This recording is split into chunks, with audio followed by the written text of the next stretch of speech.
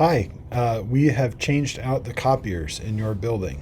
And so I'm going to show you how to add the new copiers. One thing to know is that you are only going to add one print queue, and then you are going to be able to release your job using your PIN at any copier. So that means that you don't have to select a specific copier. If something goes wrong, you just remove the print queue and then re-add it. And we'll go over all that in just a minute. So by now you have probably received an email containing your PIN from me. It would have been from me, and it would have said, copy your PIN or something to that effect. For most people, your PIN for copiers will be your employee ID, which is on your pay stub. But whatever you received in the email, that is the actual PIN, and in most cases, it will match your employee ID on your pay stub. So let's get started. First, you're going to click Open System Preferences and select Printers and Scanners. I'm using macOS Big Sur, which is the latest release, but if you are on an older version, it will look similar. Things just might be in a slightly different place. In System Preferences, you're going to click on Printers and Scanners, and then click the plus button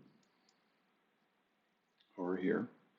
And you're going to select the SecurePrint queue that comes up for the building that you are currently physically in. So I'm at the middle school. I'm going to select the middle school SecurePrint queue. If you travel between buildings, don't add the print queue for that building until you are physically in that building. Then I'm going to select software, and we have to add a Kyocera driver. So I'm going to search for KY for the Kyocera driver. I'm going to scroll to the very bottom, and you're going to choose AD52CI. Click OK, and click Add, and then click OK. And down here, this will now show up as the print queue. And this is going to be the queue for any Kyocera copier in the middle school. So I've got my print queue set up right here, and when I go to print something, this is where I'm gonna need my PIN. Excuse me. So I've got this note that I want to send to Dr. Lancia, and I'm gonna select print right here, or Command P. And when I select WMS Secure Print and click print, you'll see that it pops up with a name and password here. So for many of you, you're going to have to change this name. It may say teacher here, it may say staff here, something like that. And you'll have to change it to match your email address before the @ symbol.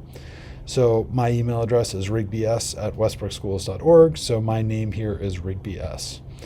Then you'll take the PIN number that we've provided you, which again in most cases will match your employee ID, and type it in right here.